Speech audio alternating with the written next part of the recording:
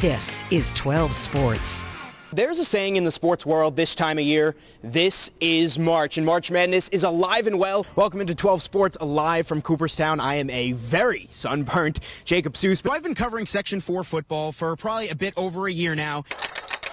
The gates here at the Binghamton Sports Complex locked, and that's not going to change anytime soon with today's news that fall sports have been postponed. It's pretty cold out here, so I don't think Tim Tebow is going to have any trouble adjusting from the weather back home in Binghamton to now the weather in Syracuse. Coach, you've been doing this for a long time. Does the energy, the nervousness, the jitters, does that ever get old in week one? We have some business to take care of. A little game of horse, Zeus against Seus. Are you ready? No food and drink, no coolers, no noisemakers, and no sports in 2020. Today's the big day, the main draw, another running of Go Bowling at the Glen. That's not fair. We sit here every Friday, every Saturday night, and we critique the play of these athletes and the way they play football, so it was nice for us to get into the pads. It's amazing bringing home a trophy that nobody will think that anybody from here will have. This it was a once-in-a-lifetime experience for Robbie.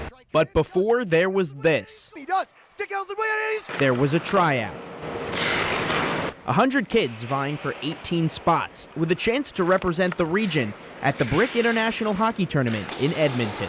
I thought it would be a little hard to make it. There's always a shot. He's a very good player, but we're seeing the best of the best in the Connecticut, New York, New Jersey area, plus imports from as far away as Dallas. So it was a little touch and go.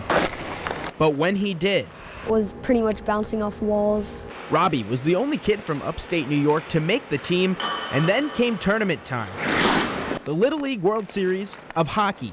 One shot to show the world what you can do, but Robbie knew what he was getting himself into. Very fast, intense, fast pace. And the atmosphere, well, it resembled one of a playoff game. It's no secret they take their hockey seriously in Canada. It was crazy. Everybody was yelling, and people were hanging over the boards. Stick Elson and he scores! Robbie's team dominated. The CGR Rangers won their first 7 games before knocking off Alberta in overtime of the championship game to become the first America-based team to win the tournament in 17 years. Our whole team was ecstatic. We were going crazy on the ice. To go and watch your son be part of that, and be a team player, play with these amazing kids, all the talent up there, for us, it was a dream come true. A dream that might take some time to realize was actually reality. The magnitude of it, I don't think they're going to understand until eventually, someday maybe he goes back to Edmonton and sees his name on the cup or sees his name on the wall. After an experience like that, the sky is the limit for Robbie and his future goals. My big goal is to go to the NHL. Which just might not be that crazy. In Binghamton, Jacob Seus, 12 Sports. Typical February night in Binghamton. Isolated snow shower activity continues. When the snow began to fall, the Bee Devils, still in Cleveland after Sunday's win, didn't know what they were coming home to. By the way, our cars are parked over in the Binghamton Rumble Ponies parking lot. If anyone wants to head over there and start digging them out after the snowstorm. Late Sunday night, finally back in Binghamton, but instead of piles of snow there to shovel, they found a note. After the game, we went over and decided to help them out.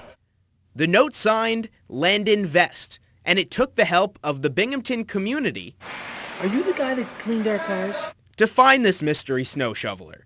After the game, I was excited and I wanted to go to the Rumble Pony Stadium, which was where it all happened. I was a little surprised because it seemed more like a joke, but he's really a helpful guy. No job too small. But for an 8-year-old, the hardest part of shoveling the cars of professional hockey players. The back of a truck. How did he clear off the roof? A deed that certainly didn't go unnoticed. He did it out of the kindness of his heart. And trust me when I tell you, it was appreciated. Dennehy returned the favor, giving Landon a front row seat at practice. You are awesome. Thanks for getting our cars out there. Thanks for cleaning those, eh?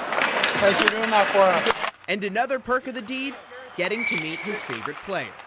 Jill Sen. Did you clean out cars? Yeah. So that's what sports can do a great job of, is highlighting some of the good things that go on in our society. 8-year-old Landon showing us how far a small act of kindness can really go. In Binghamton, Jacob Seus, 12 Sports. This is 12 Sports.